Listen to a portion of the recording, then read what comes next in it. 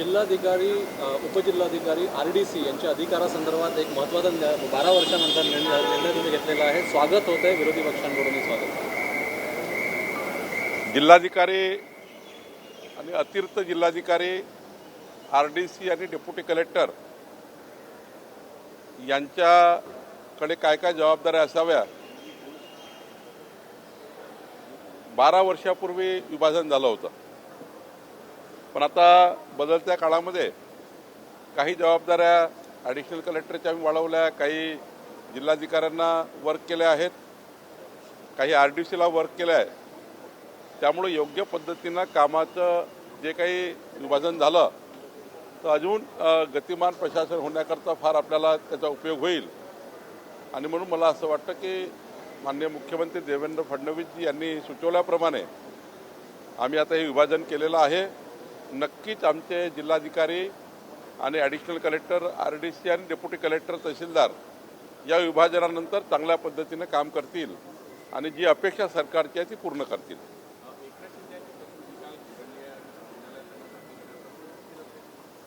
नाही, मला वाटतं की थोडा 3-4 दिवसापासून एकनाथजीची तब्येत चांगली नाही आहे, पण आता तब्येत ठीक आहे. निश्चितपणे उद्या परवा सोमवार मंगळवारी एकनाथजी पुन्हा विधिमंडळात येतील. मिसिंग लिंक जे फोटो काही येतात, व्हिडिओ येतात, मिसिंग लिंकवरती 2 महिन्यामध्ये खड्डे पडले आहे मुंबई पुणे एक्सप्रेसवेवरच्या. त्याकडे सरकार कसं होते, पाऊस जास्त झाला आहे त्यामुळे. नाही, यावर्षी मिसिंग लिंक तयार झाली आहे. कधी कधी आपण काम करताना काही गोष्टी राहून जातात, त्याच्यामुळे होतं. कधी कधी खूप जास्त पाऊस असल्यामुळे होतं, पण त्यातून आपल्याला कळतं. आणि तो हा जो पिरियड असतो वर्षभराचा, तो त्या ठिकाणी कॉन्ट्रॅक्टरकडेच त्याचं मेंटेनन्स असतं. त्या वर्षात त्याला पूर्ण चेक करावं लागतं, कुठे कुठे कामात काही बिघाड झाला त्यांच्याकडनंच ते करून घ्यावं लागतं. त्यामुळं डिफेक्ट लायबिलिटी पिरियड जो असतो याकरता असतो की वर्षभर 6 महिने जे काही आहे त्यात दिलेल्या कॉन्ट्रॅक्टमध्ये त्या काळात त्यांनी पूर्ववत करून द्यायचं असतं. त्याला सरकारचे पैसे लागत नाही. त्यामुळे आता कळलं आपल्याला की कुठं त्या ठिकाणी कामात काही राहून गेलं किंवा पावसामुळे काही होऊ शकतं. अशा वेळी तर सरकारचा म्हणूनच हा काळ असतो, त्या काळात सरकार त्यांच्याकडे दुरुस्त करून देतं. नागपूर जिल्ह्यामध्ये RTO जे आहे, नागपूर ग्रामीण RTO, एका RTOमध्ये 2000 अवैध ट्रक रजिस्टर झाल्याची माहिती पुढे आली आहे. RTOनीच ही माहिती दिलेली आहे. नागालँड, अरुणाचल प्रदेश आणि काही लक्षद्वीपमधून अवैध पद्धतीनं ट्रक रजिस्टर केले, ते नागपूर ग्रामीणमध्ये आणले. रेती माफिया आणि इतर हे ट्रक वापरत आहेत चोरीचे. महसूल मंत्री म्हणून तुमचं कसं लक्ष? मी आधीच सांगितलं होतं की मी प्रताप सरनाईकजीला हे सांगितलं आहे की या पद्धतीनं काही RTO चुकीचं होत आहे. मागे एकदा बैठक घेतली होती, काहीतरी स्मेल मलाही या गोष्टीचा आला होता आणि त्यामुळं आम्ही याची तक्रार केली होती. त्या तक्रारीवर प्रताप सरनाईकजींनी याच्यात चांगली कारवाई केली आहे. त्यांनी कडक कारवाई करून याला पकडण्याचा प्रयत्न केला आहे. मी परवाही सांगितलं की अमित साटम हे प्रगल्भ नेते आहेत.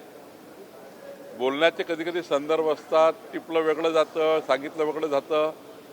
पण अमित साटम कधी असे त्या ठिकाणी इतक्या मोठ्या घटनेबद्दल असे हावभाव करणार नाही किंवा असं हास्य वगैरे करणार नाही. एका वेळी बोलून 2-3 विषय येत असतात. त्यामुळं एखादी घटना सांगितली मग दुसरी सांगितली, आपल्याला वाटतं पहिल्या घटनेबद्दल त्या ठिकाणी काय होते आहे. त्यामुळे अमित साटम हे सेन्सिटिव्ह नेते आहेत, संवेदनशील आहेत.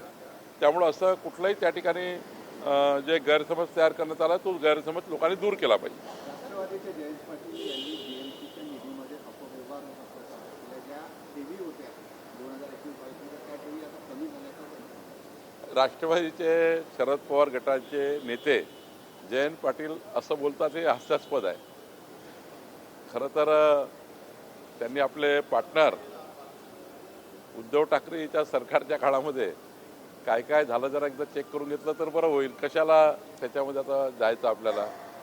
शेवटी आरोप प्रत्यारोप करण्यापेक्षा माननीय एकनाथजी, माननीय देवेंद्रजी, एकनाथजी मुख्यमंत्री असताना बऱ्यापैकी डिपॉझिट असलेला पैसा हा मुंबईच्या डेव्हलपमेंटवर त्यांनी खर्च केला. हीच भूमिका असली पाहिजे. पैसा डिपॉझिट ठेवण्यापेक्षा राज्याचा GDP कसा वाढेल, राज्याचं इन्फ्रास्ट्रक्चर कसं डेव्हलप होईल, त्यामध्ये कशी वाढ होईल याची काळजी घेतली पाहिजे.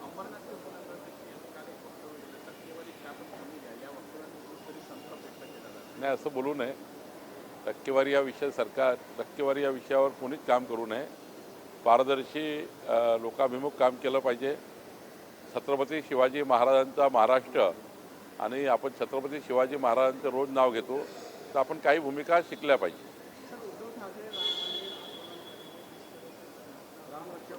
खूप दिवसांनी उद्धव ठाकरेजींना चांगली बुद्धी कोणीतरी दिली आहे. आता या दिलेल्या बुद्धीचा चांगल्या पद्धतीने वापर करतील असं मला वाटतं. उद्धव ठाकरेजींनी या विचाराशीच फारकत घेतली होती.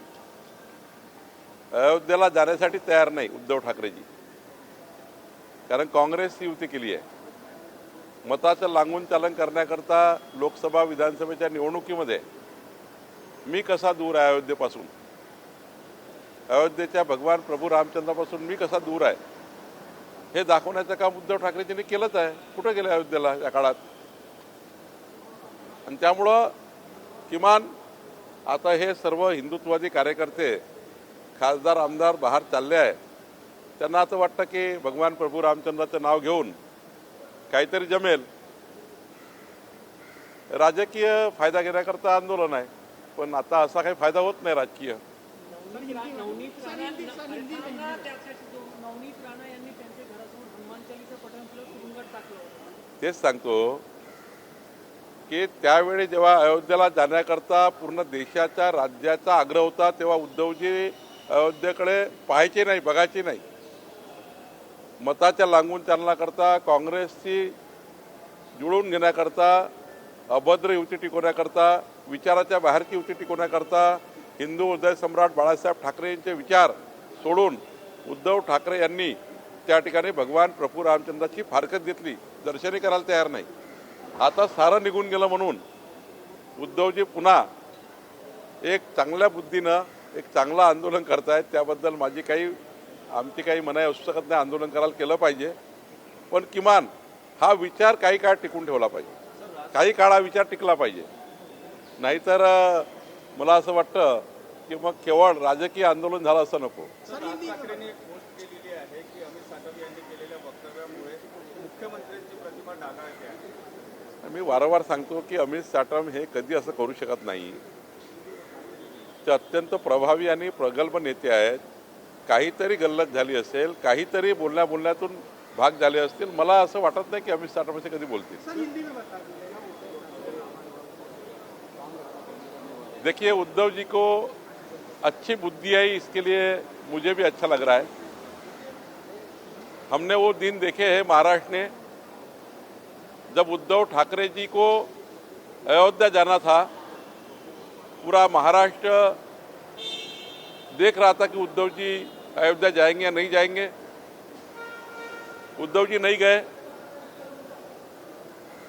वोटों की लालच में कांग्रेस के साथ युति, और कांग्रेस के नेताओं को बुरा लगेगा. कांग्रेस के साथ जो अलायंस बनाया है वो अलायंस गड़बड़ हो जाएगा अयोध्या जाएंगे तो, यह आधार पे अयोध्या नहीं गए.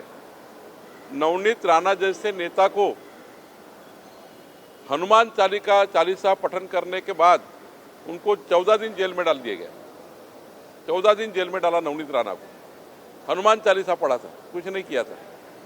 और ऐसे में उद्धव ठाकरे जी आज एक अच्छी बुद्धि से थोड़ा आंदोलन कर रहे हैं, तो ठीक है, यही बुद्धि उनकी चलती रहे. कांग्रेस के विचार उन्होंने पकड़े हैं, वोटों का लांगून चालन पकड़ा है, वोटों का तुष्टीकरण करने का प्रयास उद्धव ठाकरे जी ने किया है.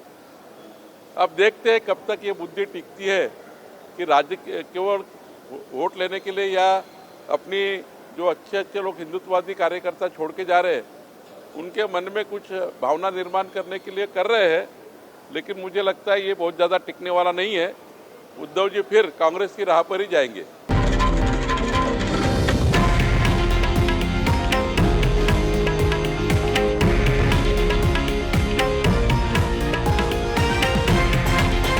हे आहे देशातील नंबर 1 न्यूज नेटवर्क आणि आपण पाहत आहात TV9 मराठी, एकमेव.